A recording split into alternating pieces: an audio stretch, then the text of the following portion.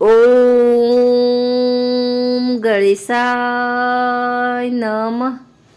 आइए सुनते हैं विनायक चतुर्थी व्रत कथा एवं पूजन विधि। ऐसी मान्यता है कि इस दिन भगवान गणेश की पूजा करने से मनचाहा वरदान प्राप्त किया जा सकता है। इस दिन भगवान गणेश की पूजा अर्चना करने से बड़े से बड़े विघ्न को आसानी से टाला जा सकता है। इसीलिए इन्हें विघ्न विनाशक भी कहते हैं, अर्थात जो बाधाओं को दूर करता है। इस दिन पूरे मन और विधिवत व्रत करने से घर परिवार पर भगवान गणेश की असीम कृपा प्राप्त होती है।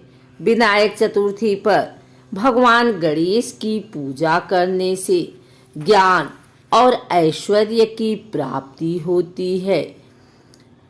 आइए सुनते हैं विनायक चतुर्थी व्रत कथा।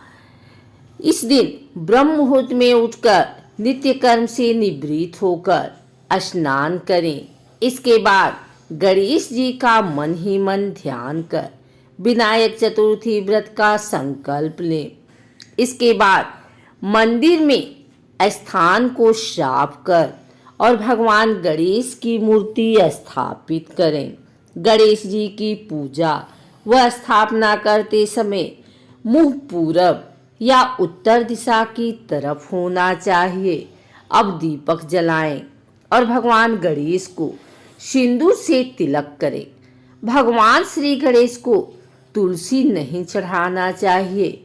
उन्हें शुद्ध स्थान से चुनी हुई दुर्वा को धोकर चढ़ाना चाहिए। पूजा में भगवान गणेश को पंचामृत, चंदन का लेप, लाल धूल या कोई अन्य फूल, दुर्वा, घास, कुमकुम, अगरबत्ती और धूप आदि का भोग लगाया जाता है। भगवान गणेश को ओम गंग गणपतये नमः मंत्र बोलते हुए 21 दुर्वा दल अर्पित करें। बहुत से लोग इस दिन व्रत रखते हैं और पूरे विधि विधान से गणेश जी की पूजा करते हैं। विनायक चतुर्थी के दिन मोदक या लड्डू का भोग जरूर लगाएं। पूजा के बाद संकटनाशक गणेश स्तोत्र, गणेश चालीसा, गणेश पुराण आदि का पाठ करें। विनायक चतुर्थी व्रत व पूजा के समय किसी प्रकार का क्रोध और गुस्सा नहीं करना चाहिए। यह हानिप्रद सिद्ध हो सकता है।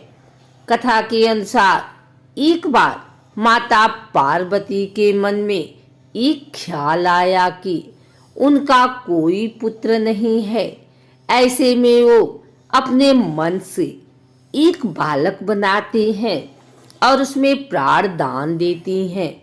फिर वे उस बालक को आदेश देकर कि चाहे कुछ भी हो जाए, कंदरा में कोई प्रवेश न कर पाए। यह कहकर माता कंदरा में स्थित कुंड में स्नान करने चली जाती हैं। वह बालक अपनी माँ के आदेश का पूरा पालन करता है और कंदरा के द्वार पर पहरा देने लगता है। कुछ समय बीत जाने के बाद माँ पार्वती से मिलने भगवान शिव वहां पहुंचते हैं। जैसे ही शिव कंदरा के अंदर जाने लगते हैं तो वो बालक उनको रोक देता है। शिव बालक को समझाने का प्रयास करते हैं, मगर वह उनकी बात नहीं मानता। इस पर भगवान क्रोधित हो जाते हैं और त्रिशूल से बालक का शीश धड़ से अलग कर देते हैं। जब माँ पार्वती को इस बात का पता चला तो वह बहुत क्रोधित हुई। उन्होंने देखा कि उनका पुत्र धरती पर प्राण विहीन पड़ा है। उसका शीश उसके धड़ से अलग कटा हुआ है। माँ पार्वती को क्रोध आया। क्रोध में देखकर उन्हें सभी देवी देवता भयभीत हो गए। शिव अपने सभी गणों को आदेश देते हैं कि एक ऐसे बालक का सिर लेकर आओ जिसकी माता की पीठ उसके बालक की ओर हो। शिवगण ऐसे बाल की तलाश में निकल जाते हैं और एक हथनी के बालक का शीश लेकर आते हैं।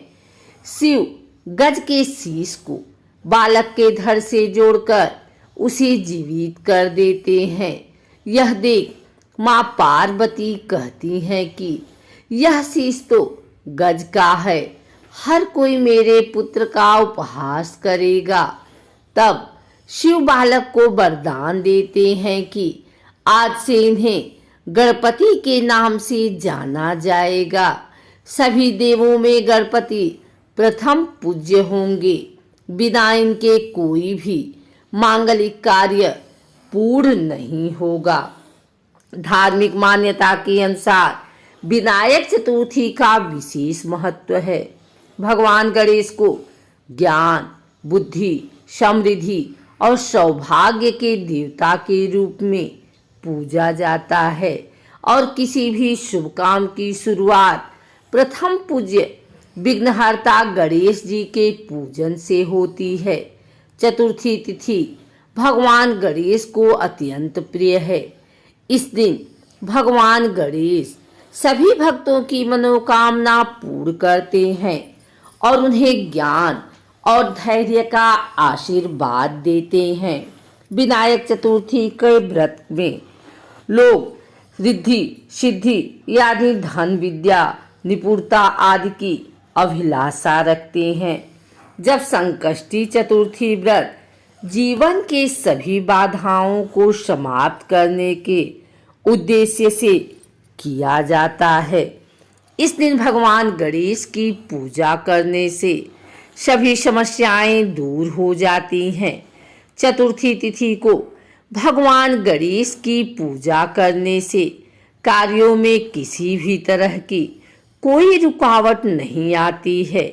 इसलिए गणपति महाराज को विघ्नहर्ता के नाम से जाना जाता है। विनायक चतुर्थी के दिन चंद्र दर्शन का भी विशेष महत्व होता है।